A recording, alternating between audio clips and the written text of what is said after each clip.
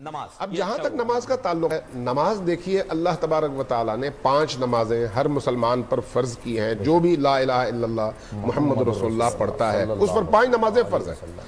ان نمازوں کی ترتیب بھی سب کے درمیان مشترک ہے اور متفق علیہ ہے. فجر ہے، ظہر ہے، عصر ہے، مغرب ہے، عشاء ہے.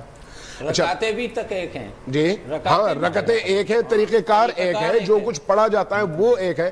میں یہاں پر ایک بات عرض کروں، ہمارے بڑے بڑے فقہا نے یہ بات دعوے سے کہی ہے اور میں نے اس پر تحقیق بھی کی ہے. ہمارے ہاں کتاب ہے الفقہ علی المذاہب الخمسہ.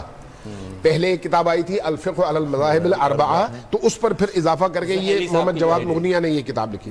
تو اس میں جب آپ کوئی بھی چیپٹر اٹھا لیں، آپ کو جو کچھ اہل البیت نے سکھایا ہے وہ آپ کو یا حنفیوں میں ملے گا، یا مالکیوں میں ملے گا، یا شافعیوں میں ملے گا، یا حنبلیوں میں ملے گا. ان چاروں سے باہر نہیں ہے. ہو سکتا ہے کوئی ایک مسئلہ ادھر قابل قبول نہ ہو، ادھر ہے، ادھر نہ ہو ادھر ہے، لیکن ہے ان چاروں فقہوں کے اندر. پہلی بات. دوسری بات، میں نماز کے والے سے بات ایک منٹ کے لیے کہ آپ حضرات کے اوپر جو ہمارے ہاں اس لیے کہ ناسمجھی بہت ہے. جیسے آپ نے کل مجھ سے کہا کہ آپ نے اصول اربعہ کا مطالعہ کیا نہیں، آپ پر ایک اعتراض یہ کیا کہ نماز میں ہاتھ جو ہے لٹکائے اور ایک اس طرح.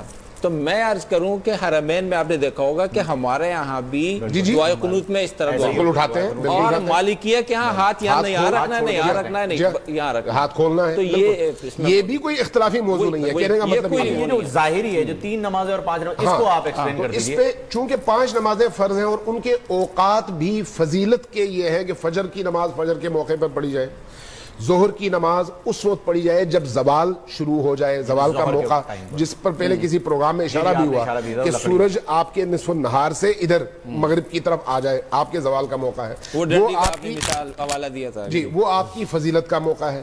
اسی طرح سے عصر کی نماز اس وقت ہے جب عصر کا وقت ہو، عصر کی فضیلت کا وقت. عصر کی فضیلت کا وقت یہ ہے کہ جب آپ کوئی ڈنڈی لگا دیں زمین پر اور اس کا سایہ اس کے برابر ہو جائے. چونکہ مغرب کی طرف جب سورج آئے گا تو اس کا سایہ مشرق کی طرف بڑھنا شروع ہو جائے گا. اتنا ٹائم گزر جائے کہ اس کا سایہ جو ہے اس ڈنڈی کے برابر ہو، تو یہاں پر سے عصر کی فضیلت کا وقت شروع ہو جاتا ہے. ٹھیک ہے. اور ثواب یہ ہے کہ آپ وہ نماز عصر کی اس وقت پڑھیں جب عصر کا وقت فضیلت کا داخل ہو چکا ہو. مغرب کا وقت، مغرب کی نماز مغرب کے وقت پر ہے، اور عشاء کی نماز عشاء کے وقت پر ہے جب اندھیرا مکمل طور پر چھا جائے.